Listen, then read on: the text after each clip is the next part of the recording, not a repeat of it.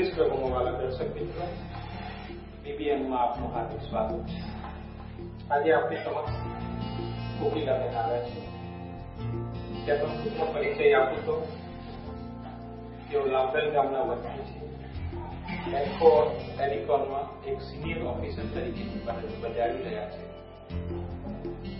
સાથે સાથે કૌટુંબિક જવાબદારીઓ ટોકરી આ ઉપરાંત કોકિલાબેન ધર્મસભામાં પણ તેમનો અમૂલ્ય ફાળો આપી રહ્યા છે.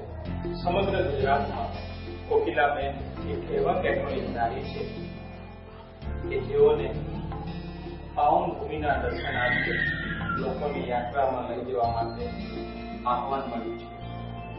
છેલ્લા એક દાયકાથી કોકિલાબેન ગુજરાતના ધર્મજનોને પાવન ભૂમિના દર્શનાર્થે યાત્રાઓનું આયોજન કરતા રહ્યા છે.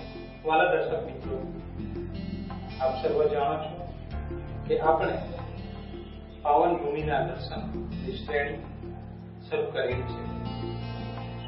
આજે આપણી સમક્ષ કોકિલાબેન હાજર છે, ત્યારે વિશેષ કરીને આજની આ શ્રેણીમાં આપણે એમના વિશે વધુ માહિતી મેળવીશું.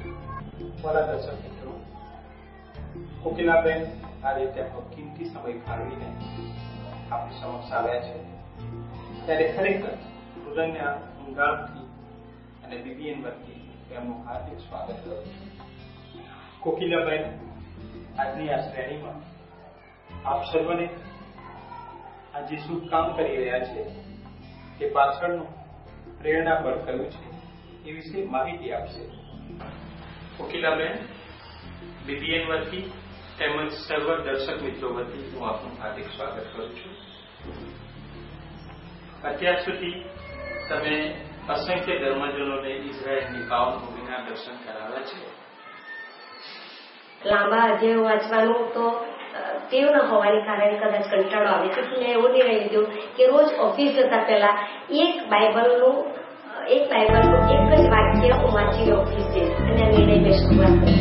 પણ જેમ જેમ હું વાંચી ગઈ, દિવસો જતા ગયા, તેમ એકથી 2 વચન થયા, એના 3 વચન થયા, પછી ફકરો થઈ ગયો અને અધ્યાયો કલાકો થઈ ગયા.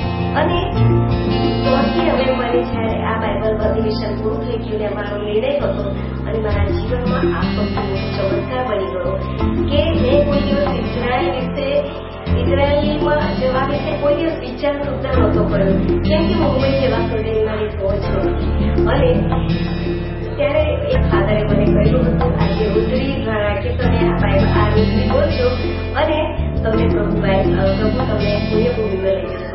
જ્યારે પ્રભુના વાચકો વાંચવાના શરૂ કર્યા ત્યારે પ્રભુ મને આ વચન આપી રહ્યો હતો કે હું તમને આ દૂધ અને મધ અને દૂધથી છેલ પાડી ભૂમિમાં હું તને લઈ જઈશ.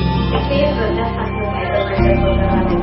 અને 4મી નવેમ્બરે આ પૂરું થયું. 4મી નવેમ્બર 1997 દિવસે અધિવેશન પૂરું થયું અને તમે બધાને નવાઈ લાગશે કે મારા જીવનમાં એક મોટો ચમત્કાર બની ગયો કે 23મી નવેમ્બર 1997ના દિવસે મેં ઇઝરાયલની પુણ્યભૂમિ પર અગ્રણ માંડ્યા અને એ મારા માટે મારા જીવનનો સૌથી મહત્વનો અને ધન્ય દિવસ હતો.